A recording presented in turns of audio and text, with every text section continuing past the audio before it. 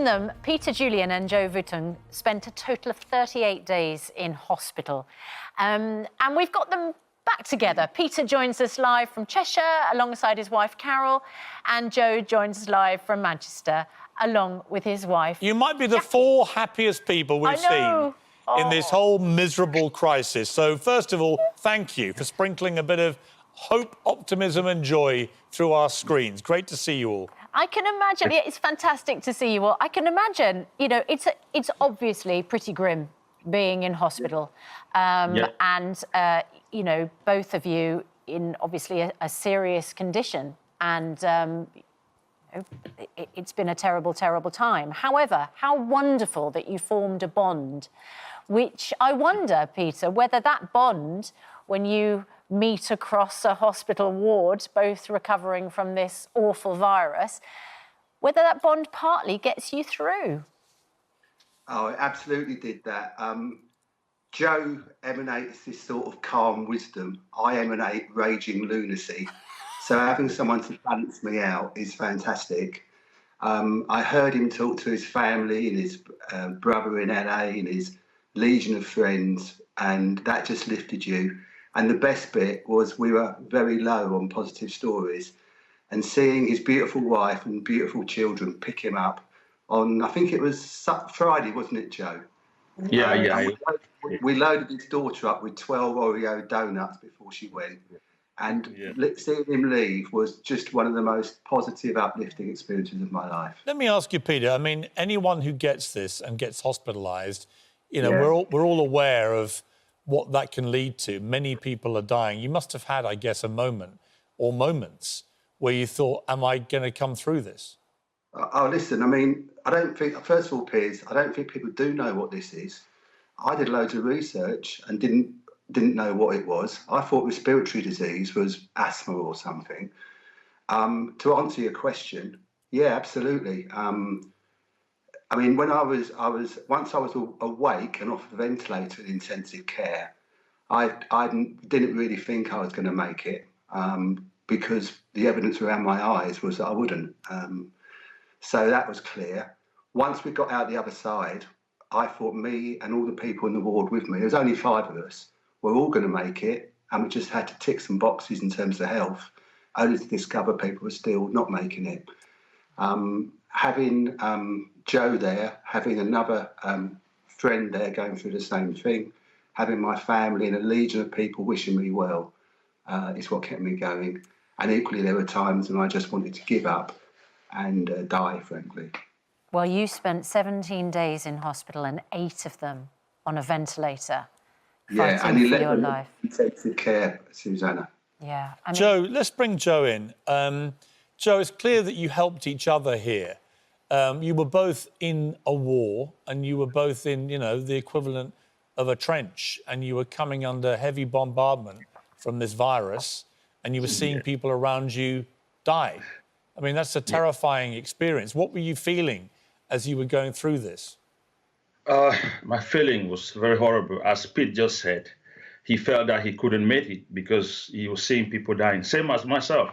In the intensive ward that I was, because I wasn't in the same intensive care ward as Pete. We only met in Ward A1. So in the intensive care ward that I was, it was a bay of about 7 beds. So I met about 6 other patients. And when I came out from coma, these patients were all alive. And every morning or the next day, one is dying. So eventually, after a couple of, 3 days, 6 patients have all died. So I was just the only one. So I also thought I couldn't make it. But then I was just waiting. And the next day, the consultant said, they're going to take me up to another ward. And I was like, what? Am I going to make the same fate? So I went to this next ward and I met Pete. And as I said, Pete, in that ward, we had about 2 patients that died. And it was just Pete and I who were actually right there struggling. So we managed to help each other in that. When I found out Pete is in certain difficulties and he's not in the position of his boozer, I would definitely press mine, and then we'll get the health care all the nurses to come and assist Well, him. that's a lovely thing to be able to do for each other, isn't it? You press the buzzer when you could see that either of you might be in trouble or might be in need. And Joe, what was it about, he describes your wisdom. What was it about Peter that meant that you formed that connection? Yeah, say hi to each other. Yeah. Hi, Pete. Pete is a very, very, I don't know how I can describe him, but a very, very nice man, with a lot of humor.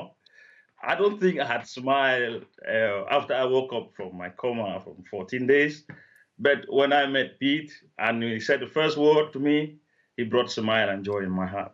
He gave me hope that I could make it because he was there and he was actually down. I haven't come out from coma and myself, but he was just taking it normal. And to me, I thought coming out of coma a couple of days, I would make it, as the others also didn't make it.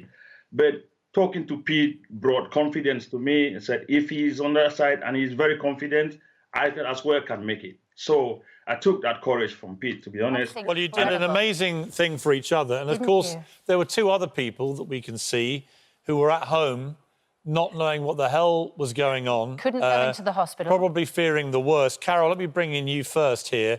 You didn't know what, I guess, for most of the time, what was really happening. You must have been worried sick.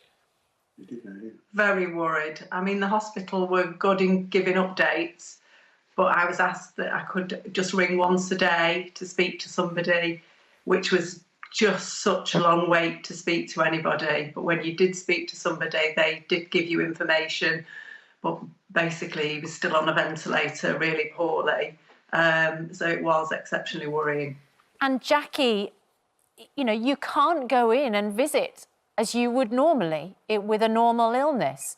And what an enormous relief for you it must have been that actually, even though you couldn't visit and give support, there was someone, when your husband emerges, who can put a smile on his face. Oh my God, it was like I had known him for ages because he was up in the window. I parked down beneath the ward, A1, and he was in the window waving and clapping and, blowing kisses. I was like, oh, who is this person? Who is this person? Of course, Joe got to tell me after he came out, he's a friend that he met on the ward. He sent us donuts, the chocolate ones were really nice. And Jackie, that moment when you got your man back, what was that like for you? Oh, it was such a relief. I mean, I was worried about him being sick, the kids, if we had the virus or not, because we couldn't test, until, of course, we showed symptoms. Relatives all over the world, friends ringing. I had to keep up to date to give them updates as well. It was so terrifying, it was scary, it was frightening, it was draining, to say the least.